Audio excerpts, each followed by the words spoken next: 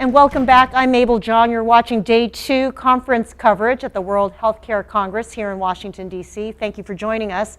I'm here now with Dr. Benjamin Zaniello, who is with Providence Health and Services. He's based out in Seattle. Good afternoon. Howdy. I'm excited to be here. Now tell me, what are some of the innovative things that are going on in terms of population health out where you work? Sure. Now it's been roughly a year, but we instituted what was really a landmark agreement with Boeing, and one of the first of its kind direct-to-employer models whereby, and this made sense to kind of everybody outside of healthcare, that rather than have this situation where the patient gets their healthcare via their employer, who then goes to the insurance company, who then goes to the provider, that we would actually deal directly with the employer. And we've been about a year into that, and it's been pretty exciting. Okay, so what is the partnership exactly with Boeing? Sure. So it falls along this idea of accountable care, this motion away from the fee-for-service environment where our providers are paid for what they do to patients, not the value of what they're doing and how well they do it. Boeing has set strict criteria around the quality that we need to achieve, and also shifted a lot of the cost to the provider system. In other words, that we're at risk for these patients, which makes sense because we're providing the care. Okay. Now, Boeing being the largest employer out in the Northwest, right, and actually one of the largest on the West Coast, you have a great opportunity to see what a smallish country can operate like with healthcare. Yeah. What have you found? What have you learned from that experience? Unsurprisingly, it's really hard. Controlling cost and going from this fee for service, where we're really based on the revenue of our hospitals, a concept that is true of every industry and everybody's comfortable, and moving it to where we no longer talk about what a procedure costs, but actually the quality it provides. And we start having discussions that have always existed within the insurance world, that payers, because they had all the risk, they've been talking about forever, utilization management. We have the patient foremost in mind, but now we talk a lot more about cost and if it makes sense to do something from a cost perspective and not just from we should do it because it'll provide us a little more information.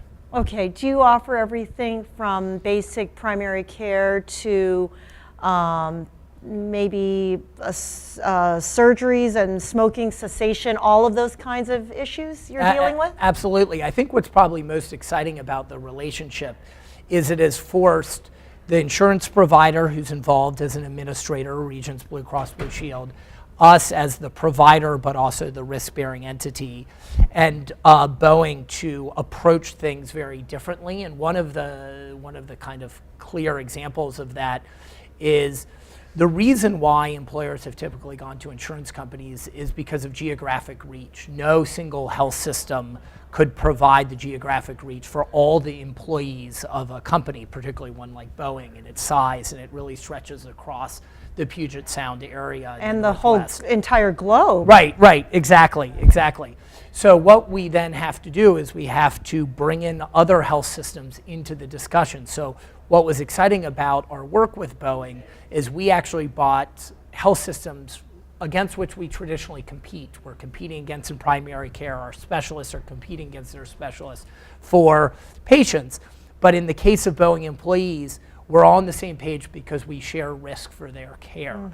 And we all agree that we're going to share data about these patients, and that care done in one place is just important as care done in another hospital, and we need to start talking about that.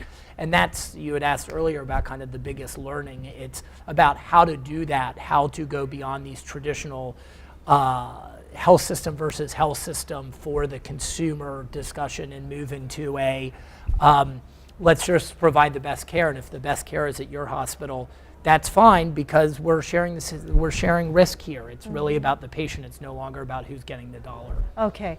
How are you deploying your data analytics in this? Are you equipped with all of the technological benefits of your system right now to do Yeah. a good job in that area? Yeah, my mantra around data analytics is always one of small ball, which is that we have a tendency in healthcare to look for big solutions, and that's best demonstrated by the health records and EMR space, where every health system has embarked over the last 10 years into a massive, whether it be Epic or Cerner or Athena EMR deployment. I think that's the wrong approach to take in analytics and the wrong approach to take in this space. I think looking for exactly the type of data you want, the use case you're interested in, and then backfilling it with the right solution, which may be a small company, it may be a startup, it may be some of these Google-like companies out there, and instead of, again, traditional big vendors that we're more comfortable with dealing with, but aren't necessarily going to find us the quick, narrow solution to our needs. So one of the things we've done, driven by this Boeing contract and other accountable care contracts, is really define what our specific needs are, and then gone into the market to talk to vendors and also internally about finding even narrow solutions to those, which I think is less sexy and exciting, but often gets the job done faster and better. What's the key message you're leaving with attendees at this meeting about your experience at Providence? Sure. Well, probably that small ball expression I said earlier, that's a big part of it.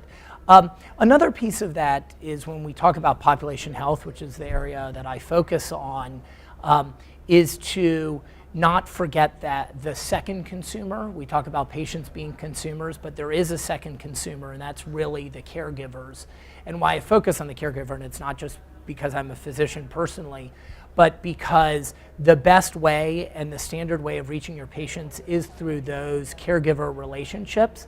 And I think when we talk about changes in population health and value-based care, we often forget that a lot of physicians and nurse